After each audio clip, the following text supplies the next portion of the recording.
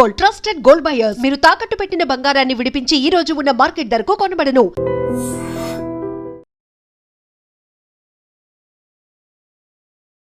కదా అదే మాట్లాడినాము. అది నీకు నచ్చకపోతే నేనేం చేస్తా? ఇక్కడ మల్లన్న గారు ఒక ఇంట్రెస్టింగ్ అబ్జర్వేషన్ అనాలిసిస్ ఏంటంటే, ఈ రాష్ట్ర ప్రభుత్వం ఏర్పడ్డ దగ్గర నుంచి హామీల అమలు అనేది జరగలేదు. 6 గ్యారంటీ స్కీమ్లకు సంబంధించి అడుగు ముందుకు పడట్లేదు. ఎంతసేపు అప్పులో ఊబిలో ఉన్నాము, లేకపోతే ఆర్థిక సంక్షోభంలో ఉన్నాము, ఇవన్నీ అవుతున్నాయి. ప్రజల్లో వ్యతిరేకత అనేది వస్తుంది, వాళ్ళు క్వశ్చన్ చేస్తున్నారు, ప్రతి చోట ఆందోళనలు అవుతున్నాయి. కాబట్టి డైవర్షన్ పాలిటిక్స్ అనేవి గతంలో హైడ్రా వచ్చింది, మూసీ వచ్చింది, ఇలాంటి దాంట్లో భాగంగానే రేవంత్ మల్లన్న కలిశారు కావాలని ఆడుతున్నటువంటి ఇంకొక డైవర్షన్ డ్రామా అనే మాట. రేవంత్ రెడ్డి గారు నేను పాలోళ్ళం కాదు. ఆయన గెట్టు పక్క పంటే నాకు గెట్టు లేదు, ఆయన ఇంటి పక్క పంటే నాకు ఇల్లు లేదు. ఆయన ఆ వర్గాల ప్రజల మేలు కోసం పనిచేస్తున్న వ్యక్తి, నేను నా ప్రజల కోసం పనిచేస్తున్నటువంటి వ్యక్తిని. రేవంత్ రెడ్డి గారు ఆడమంటే ఆడడానికి, దుంకుమంటే దుంకడానికి సర్కస్లో కోతులం కాదు. మేము పక్కాగా మాకేది కావాలో దానికోసమే పోరాడుతున్నాం.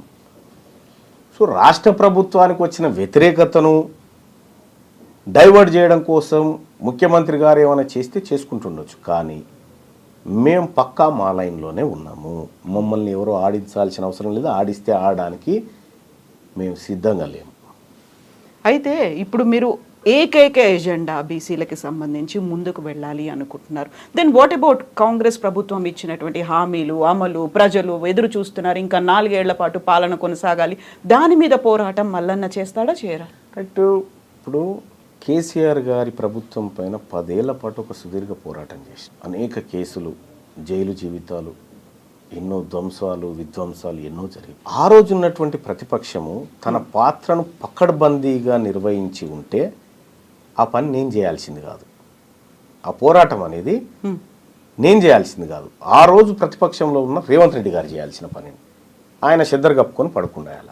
మేము జైళ్ళు, కొట్లాటలు, దాడులు ఇవన్నీ మేము ఎదుర్కొన్నాం.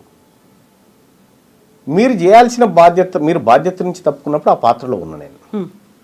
ఇవాళ మీరు అమలు చేస్తానన్నటువంటి 6 గ్యారంటీలు ఏవైతే ఉన్నాయో దాని మీద ఏమైనా జరిగిందంటే ఆ ప్రతిపక్షం ఫెయిల్ అయినప్పుడు నేను అడ్డుదిగుతా. ప్రతిపక్షం బీఆర్ఎస్ పార్టీ ఏదైతే ఉందో వాళ్ళు అడగడంలో ఫెయిల్ అయిపోతే, వాళ్ళు నిలదీయడంలో ఫెయిల్ అయిపోతే నేను ఆ పాత్రలోకి వస్తా. ఎంత టైం పడుతుంది? ఇప్పటికి ఆల్రెడీ 1.5 year అయ్యింది. ఇంకొకటి ఏంటంటే ఉన్నటువంటి ఆర్థిక పరిస్థితిని చూసి కూడా కొంత మాట్లాడాలి. సరే, రేవంత్ రెడ్డి గారు డామ్ డూమ్ అని చాలా డైలాగులు చెప్పొచ్చు, చేస్తామని. ఆఖరికి మొన్న ఇండియా టుడే కాంక్లేవ్లో కూడా చెప్పేసిండు, నేను డబ్బులు ఉన్నాయి అనుకున్నా లేవు, 6 గ్యారంటీలు కష్టం అనేటువంటి మాట ఆయన చెప్పిండు. తులం బంగారం ఇచ్చే పరిస్థితులు లేవని పొంగులేటి శ్రీనివాస్ గారు చెప్పిండు. ఇట్లా వీళ్ళన్నీ చెప్తా ఉన్నారు. అంటే కొంచెం అంటే చేతులు పూర్తిగా పైకి ఎత్తకుండా కొంచెం ఎత్తుకుంటూ వస్తూ ఉన్నారు. పూర్తిగా ఎత్తినాడు మాట్లాడతారు. సో మీరు అన్నారు అప్పుడు పోరాటాలు చేసినప్పుడు విపరీతమైనటువంటి దాడులు జరిగాయి, కేసులు, అరెస్టులు. ఈసారి ఇప్పుడు మీరు 1.5 year అయినప్పటికీ చూసి చూడనట్టుగా వదిలేస్తున్నారు. కాబట్టి మీకు కీలకమైనటువంటి అంశం కాస్ట్ సెన్సస్ మేడం. మాకు ఈ 42% రిజర్వేషన్ చేస్తామంటున్నారు కదా, మేము దానికోసమే వర్క్ చేస్తాం. ఇప్పుడు మేము ఈ స్థాయిలో పోరాటం చేస్తున్నాం కాబట్టి ఈ కదలిక ఉంది. ఈ అంశాన్ని వదిలిపెట్టి, కీలకమైన అంశాన్ని వదిలిపెట్టి ఇప్పుడు వీటి గురించి పడ్డమనుకోండి, అసలైన అంశం మరుగున పడుతుంది. బట్ రెండింటిని బ్యాలెన్స్ చేయాల్సినటువంటి అవసరం ఉంది. ఇప్పుడు 42% అంటున్నారు, ఇక్కడ 100% ప్రజల కోసం కూడా పోరాడాలి కదా మీరు. అది దానికి ఒక పక్షం ఉంది. ఇప్పుడు అంటే ప్రతిపక్షం అనేది, ప్రజాస్వామ్య దేశంలో ప్రతిపక్షం అనేది చాలా ఇంపార్టెంట్. వాళ్ళ పాత్రను నిర్వర్తించడంలో ఫెయిల్ అయినప్పుడు ప్రజలే ప్రతిపక్షంగా మారుతారు. సో చాలా కంట్రీస్లో అదే జరిగింది. ఇక్కడ కూడా బీఆర్ఎస్ పార్టీ ఈ ప్రభుత్వాన్ని నిలదీయడంలో కానీ ప్రశ్నించడంలో కానీ ఫెయిల్ అయినప్పుడు ఆ పాత్రలోకి వెళ్తాము. ఇప్పటికి కొంత ఏదో వర్క్ చేస్తున్నారు, వాళ్ళు వర్క్ చేస్తున్నారు. అంతో ఇంతో కొంతైనా 100% కాదా? 100% అని నేనేం అనుకోవట్లేదు, కానీ వాళ్ళకు ఉండాల్సినటువంటి లొసుగులు వాళ్ళకున్నాయి, చేయడంలో ప్రయత్నం చేస్తూ ఉన్నారు. సో చేయని కానీ మా వర్గాల గురించి మాట్లాడడానికి వీళ్ళు రెడీగా లేరు కదా. మేము ఉన్నాం కాబట్టి మేము ఈ కార్యక్రమం చేస్తూ ఉన్నాం. 42%కి సంబంధించి ఇప్పుడు చట్టబద్ధత కల్పించాలి అనే ఉద్దేశంతోనే అసెంబ్లీ సెషన్స్ అనేవి జరుగుతున్నాయి. మొన్న 3 days పాటు జరిగాయి, ప్రత్యేక అసెంబ్లీ సమావేశాలు జరిగాయి. దీంతో పాటుగా ఖచ్చితంగా స్థానిక సంస్థల్లో మేము రిజర్వేషన్ కల్పిస్తాము అనే మాట చెప్తున్నారు.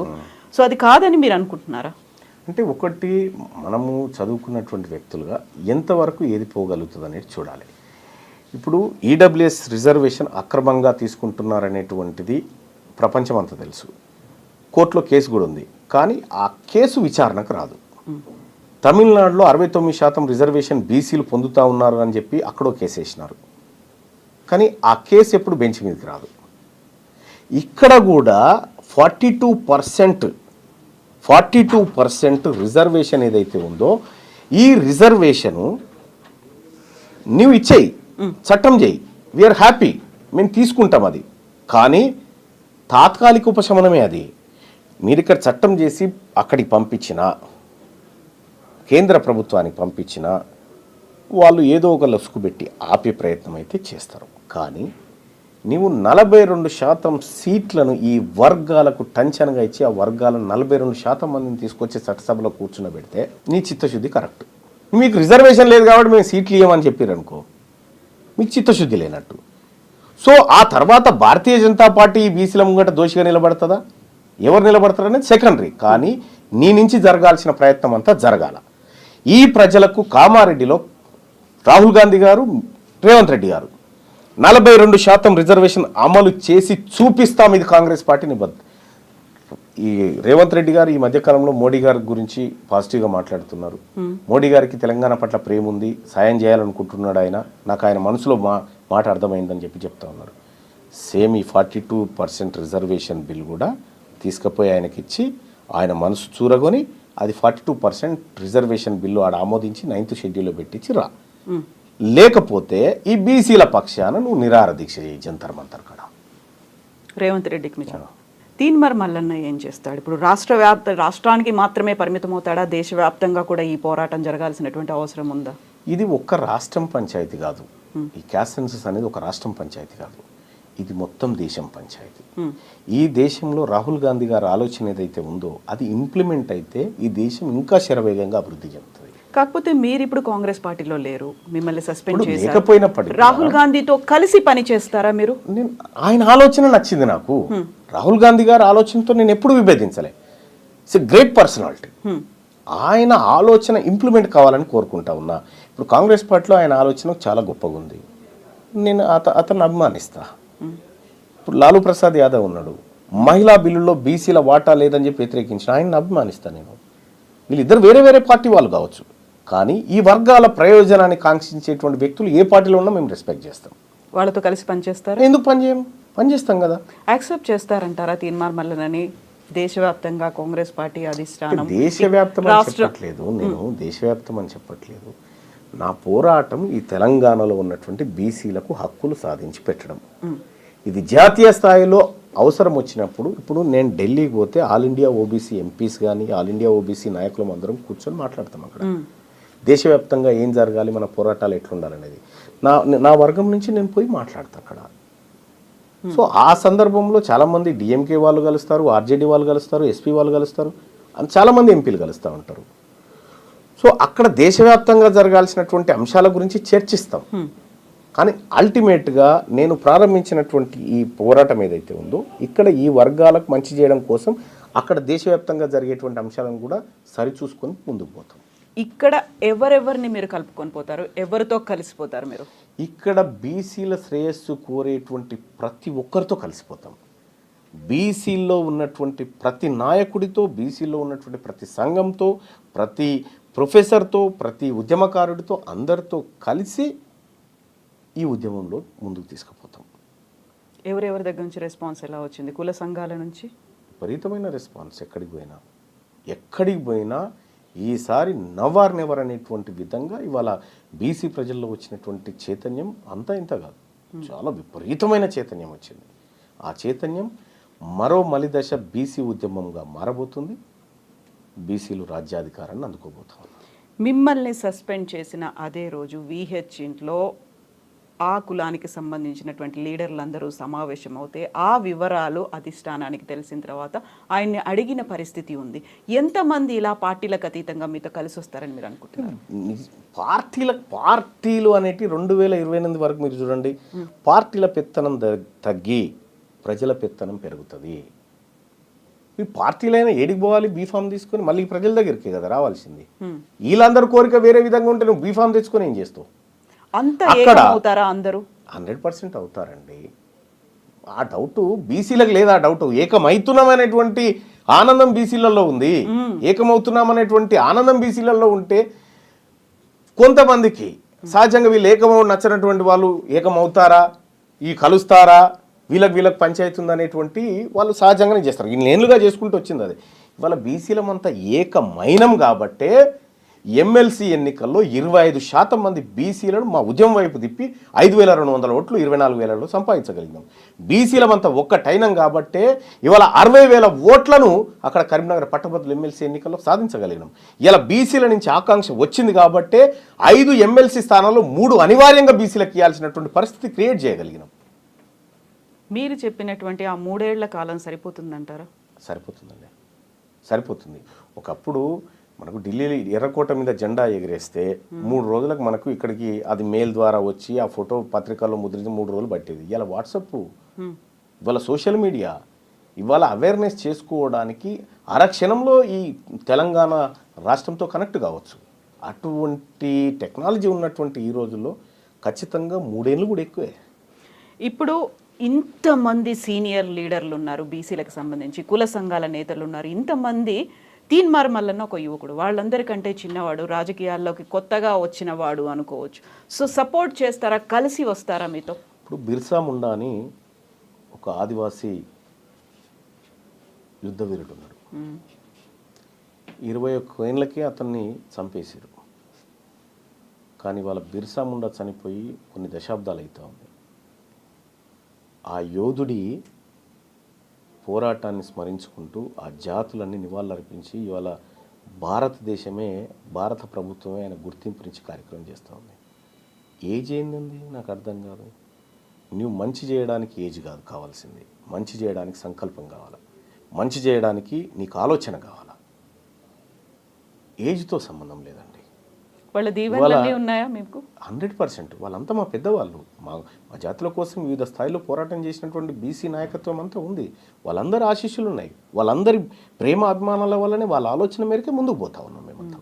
కాకపోతే ఇప్పటిదాకా ఈ బీసీ కుల సంఘ నేతలు కావచ్చు, నాయకులు కావచ్చు, అక్కడక్కడ కనిపిస్తున్నారు. డిఫరెంట్ పార్టీలో ఉన్నారు, లేకుంటే విడిగా ఉన్నారు, పోరాటాలు చేస్తున్నారు. ఐక్యంగా పోరాటం అంటే ఇప్పుడు బీసీ శంకరావమో ఎక్కడో మన పరేడ్ గ్రౌండ్స్లోనో, నాంపల్లి ఎగ్జిబిషన్ గ్రౌండ్స్లోనో ఎక్కడో మాత్రం జరిగేది తప్ప ఒక ఏకంగా అయ్యి ఉద్యమంగా ఒక పోరాట రూపంగా ముందుకెళ్ళింది ఇప్పటిదాకా కనిపించలేదు కదా అంత తీవ్ర స్థాయిలో. ఇప్పుడు కనిపిస్తుంది కదా. ఇప్పుడు గ్రామీణ స్థాయిలో ఒక నలుగురు కూర్చొని ఒక చర్చ పెట్టుకుంటున్నారంటే బీసీల గురించి మాట్లాడుకుంటా ఉన్నారు. ఏమీ లేదండి. ఉద్యమం అంటే ఎక్కువ మంది ప్రజలు ఒక అంశం పైన ఎక్కువ చోట్ల మాట్లాడుకోవడమే ఉద్యమం. ఈ ఉద్యమానికి నేను ఇస్తున్నటువంటి నిర్వచనం ఇది. ఒకే అంశం పైన ఎక్కువ మంది ప్రజలు ఎక్కువ చోట్ల మాట్లాడుకోవడమే ఉద్యమము. అది జరుగుతుంది ఇవాళ, అది జరుగుతుంది. అది గుర్తించినాయి కాబట్టే ఇలా బీఆర్ఎస్ పార్టీ బీసీ ఆయనకి ఎమ్మెల్సీ ఇవ్వాల్సి వచ్చింది, కాంగ్రెస్ పార్టీ బీసీ ఆయనకి ఎమ్మెల్సీ బీసీ మహిళకి ఇవ్వాల్సి వచ్చింది, అటు సిపిఐ పార్టీ బీసీ ఆమెకి ఇవ్వాల్సిన బీసీ క్యాండిడేట్కి ఇవ్వాల్సి వచ్చింది, ఇటు బీజేపీ పార్టీ మల్క కుమ్రే బీసీకి బీఫామ్ ఇవ్వాల్సి వచ్చింది. ఇదంతా జరుగుతుంది కాబట్టే ఇస్తూ ఉన్నారు. ఇది జరగకపోతే వాళ్ళు ఎందుకు ఇస్తూ ఉండే? సో ఇప్పుడు ఈ ఉద్యమాన్ని తీసుకొచ్చి ఒక అడుగు ముందుకు పడింది అనుకున్నప్పుడు కాంగ్రెస్ పార్టీ ఇచ్చినటువంటి లేటెస్ట్గా ఎమ్మెల్సీ అభ్యర్థుల ప్రకటన ఎట్లా అనిపిస్తుంది? స్వాగతిస్తున్నాం. పొరపాట్లు సరిదిద్దుకుంటున్నారు, స్వాగతిస్తున్నాం. ఒక్క నల్గొండకు సంబంధించి 5 ఎమ్మెల్సీలు అనౌన్స్ చేస్తే 4 నల్గొండ వాళ్ళే ఉన్నారు. మీది నల్గొండే? మాది నల్గొండే. కానీ ఇదే ఉమ్మడి నల్గొండ జిల్లాలో 12 ఎమ్మెల్యే స్థానాలుంటే 12లలో 8 మంది రెడ్లు తీసుకున్నారు. మరి మీ యాంకర్స్ అందరు అడగాలి కదా, ఒక్క నల్గొండ నుంచి 8 మంది రెడ్లు ఎమ్మెల్యేలు ఉంటారా అని వాళ్ళని అడిగినప్పుడు బాగుంటుండే.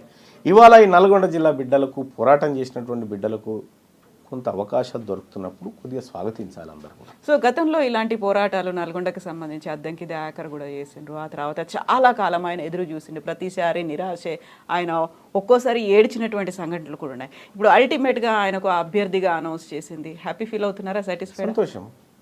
సంతోషం. తోటి ఉద్యమకారుడు, పేదవాళ్ళ మంచి కోరుకునేటువంటి బిడ్డ అద్దంకి దయాకర్, ఆయనకి ఇవ్వడం మంచిది.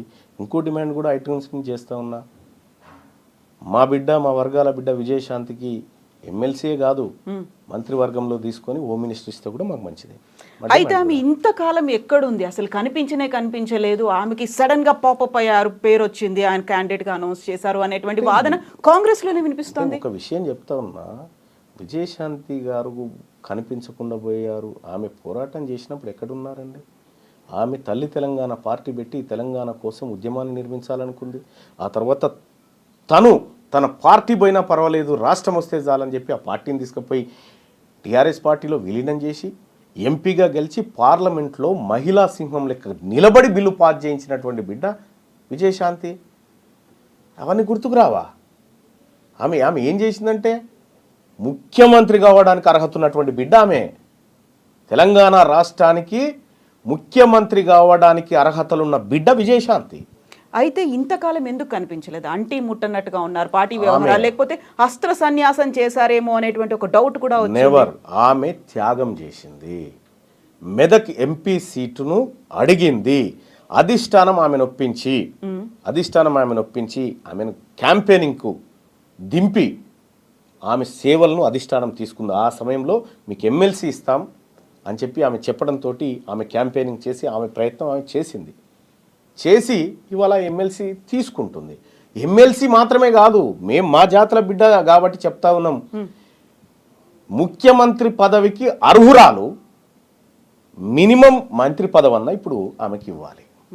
సో ఎందుకని చేయలేకపోయారని మీరు అనుకుంటున్నారు? ఏమని? ముఖ్యమంత్రి పదవికి అర్హురాలు, కనీసం మంత్రి అయినా చేయండి అంటే ఎందుకు జరగలేదు? ఎవరు చేస్తారని అనుకుంటాం. ఇప్పుడే ఇంకా ఎమ్మెల్సీ కూడా 1.5 year గ్యాప్ వచ్చింది. తన ఎంపీ అడిగినప్పుడు ఎంపీ ఇవ్వలేదు, ఆ తర్వాత కొంచెం దూరం అయ్యారు. దూరం ఏం కాలేదు. ఆమె ఇప్పుడు రాహుల్ గాంధీ కుటుంబానికి లాయల్గానే ఉంది. ఒరిజినల్గా రాహుల్ గాంధీ కుటుంబాన్ని, సోనియా గాంధీ గారిని బాగా గౌరవిస్తుంది. ఆమె గౌరవించేటువంటి బిడ్డ. వాళ్ళ ఆదేశాల మేరకు ఆమె స్తబ్దుగా ఉండొచ్చు.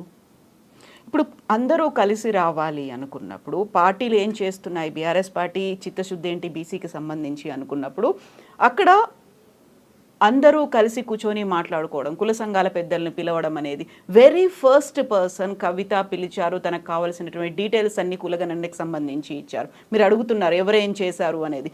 ఇప్పటిదాకా కులగణనకు సంబంధించి రౌండ్ టేబుల్ అయ్యాయి, మెమరాండం ఇచ్చారు. ఆ తర్వాత ఏం జరగాలి అనే దాని మీద కంటిన్యూస్గా ఫాలోఅప్లు అవుతున్నాయి, ప్రెస్ మీట్లు పెడుతున్నారు. అండ్ బీఆర్ఎస్లో కూడా అలాంటి ఒక కదలిక అనేది ముందుకు వచ్చినట్టుంది. వాళ్ళు చిత్తశుద్ధి ఉంది వాళ్ళకి, వాళ్ళని కూడా మేము కలుపుకుపోతామంటారా మీరు? నేను ఒక మాట చెప్తున్నానండి. టీఆర్ఎస్ తెలంగాణ రాష్ట్ర సమితి అని ఉండే, దాన్ని మనం జాతీయ పార్టీగా బీఆర్ఎస్ అని చేసుకున్నాం, భారత రాష్ట్ర సమితి. ఒడిశాలో వింగ్ ఏర్పాటు చేసినాం, ఏపీలో వింగ్ ఏర్పాటు చేసినాం, అటు మహారాష్ట్ర పోయినాం. అక్కడ జాతీయ పార్టీ అధ్యక్షుడు కేసీఆర్ గారు కదా, తెలంగాణ రాష్ట్ర శాఖకు బీసీ అధ్యక్షుని చేయమని.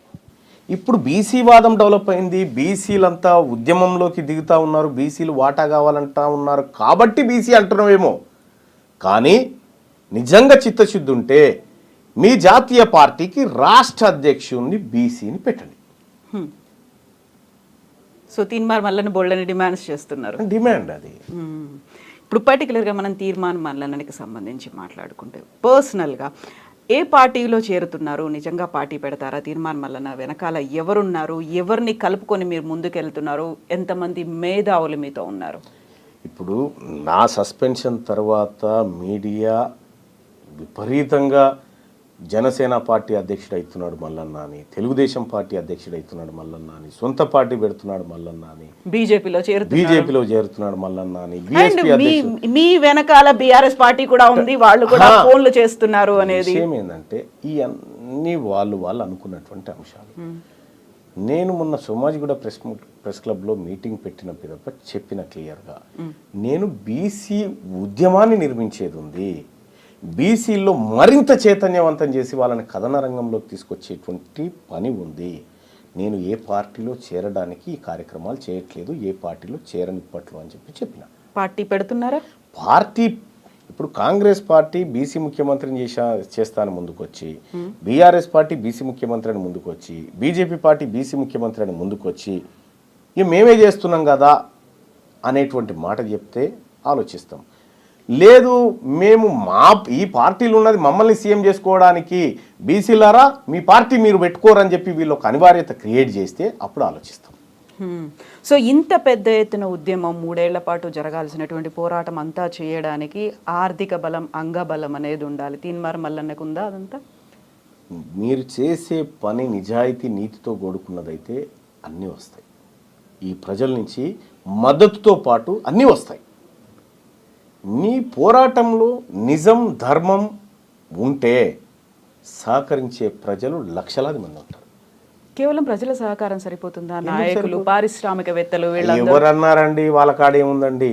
అసలైన సంపద ఈ వర్గాల దగ్గర ఉంది. బీసీలు అంటే ఇవాళ కనీసం 5,000 రూపాయలు ప్రతి నెల ఒక వ్యక్తి ఖర్చు పెట్టగలిగిన శక్తి ఉన్నటువంటి వాళ్ళు.